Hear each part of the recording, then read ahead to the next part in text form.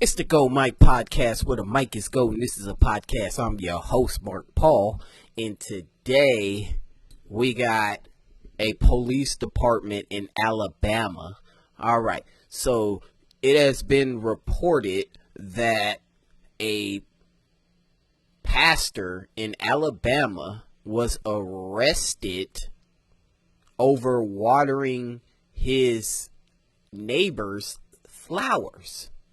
So we're gonna go ahead and look at the body cam video of the situation so we can kind of get a grasp of what's going on, because it sounds kind of weird that a black pastor gets arrested for watering his neighbor's flowers. So there's the video, and let's just go ahead and play the video. Being a good neighbor, watering his friend's front yard when the cops showed up. What you doing here, man? Someone had called 911 to report a suspicious character. They saying that this vehicle is not supposed to be here and you're not supposed to be here. Who's saying it? They called about it. I don't know who called.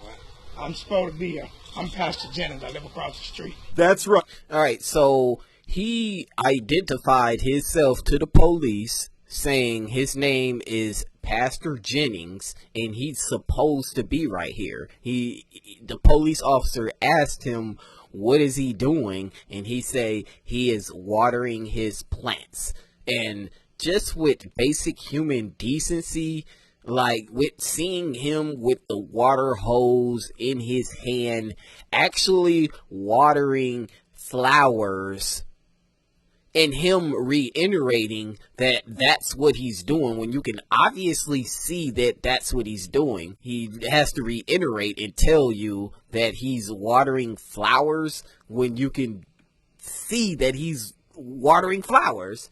So that's a red flag number one. Red flag number two is the police said somebody called, and he said, who called? And he said somebody. He didn't identify who called. He didn't say the lady across the street or some of the neighbors. He just said somebody called. So it kind of leads me to kind of wonder if anybody actually called this police and he just kind of seen him outside watering those flowers and just decided to mess with him. But let's continue with the video. He's a pastor at a local church. Do you have like ID and Oh, all? no, man. I'm not going to give you no ID. Why not? I ain't did nothing wrong. Nigga. The pastor is clearly upset. You have no right to approach me if I ain't did nothing suspicious or nothing wrong. Lock me up. And that's the thing with a lot of police. A lot of police really think that they are above the law. They really think they can just bend the rules and kind of like do you any old kind of way, because they assume you don't know what they really can and can't do. And unless a person is being suspected of a crime, you don't have to identify yourself. Even though he already identified himself to the police as Pastor Jennings, he identified himself, and he really don't have to do that unless he's being suspected of a crime. And what crime is he being suspected of in this video? Watering plants? But let's continue. See what happens. I want you to. Hey, man, just come here and talk to us. He walks away, and that's when the cuffs come out. Just calm down. We're just trying to talk to you. Then a woman who lives on the block shows up. Turns out she's the lady who called 911. Wow. So this white lady right here is the person that called 911 and said that there's a suspicious man outside, and the police came to see what was going on. So let's see if we can see what she got to say about this. You have permission here to be watering flowers? He may, because they are friends. Okay. And they went out of town today. Right.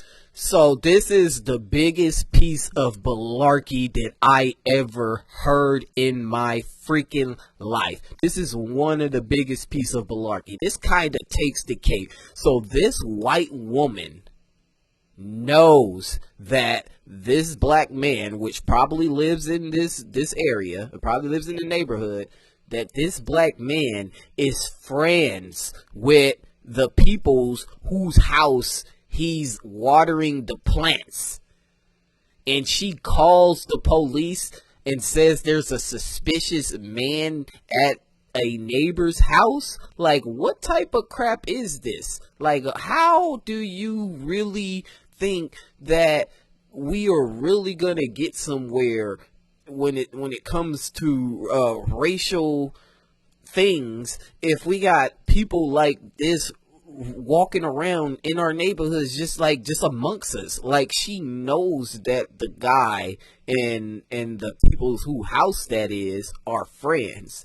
She knows that he probably does this for them every so often. Like, she knows both parties. So it's like, why would she call the police? And when the police ask, she says that he might have permission to be right there because they are friends. And if you already know that, why would you call the police? See, this is the problem right here. People like this right there. But let's continue. Admits she made a big mistake. He lives right there, and he would be watering their flowers. This is probably my fault. Then, This is probably her fault. Like, how dare she? Like, how dare she really try to say, oh, this is probably my fault? No, this is your fault. You know what type of town you in. You probably know those police officers personally. You probably know their get down. Know they're probably anti-black, like a lot of polices are. Anti-black, looking for any old types of situation to try to do black people any old kind of way. And you still just like this is sickening. But let's go ahead with the video. pastor's distressed wife appears and shows the cops his ID, but they say it's too late. Once we place him on arrest, we can't unarrest him. Once you place him under the arrest, you can't unarrest him, is what they said. So this is a bunch of bullshit. Like, how dare this police department really continue with the arrest because he refused to give you guys ID when he's not even obligated lawfully to give you ID because he's not breaking the law. He's simply watering his neighbors, which is his friends, watering their flowers while they are on vacation. And this is all information now that the police know, and they still arrest the guy. This is crazy, man.